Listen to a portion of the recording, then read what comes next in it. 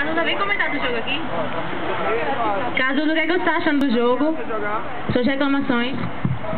Tô achando que o PDF tá com mais volume de jogo, mas tem que impor mais esse jogo aí, tem que impor mais o ritmo, como o professor pediu, pra gente poder tá garantindo que a gente tá com mais volume de jogo, né? Porque quem não faz, leva, velho. Falou aí. Mas pegou, hein? E aí, vem? É, Gustavo, pega a bola, bonito. Isso é escanteio ou não? Esse é o quê? Isso é lateral, lateral.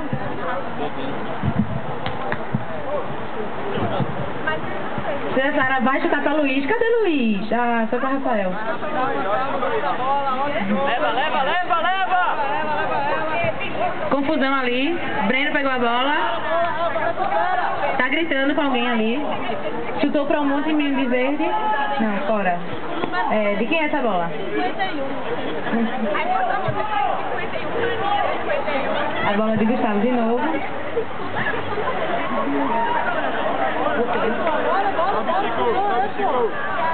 Vamos pra cima, porra! É? Não, Nilton tira.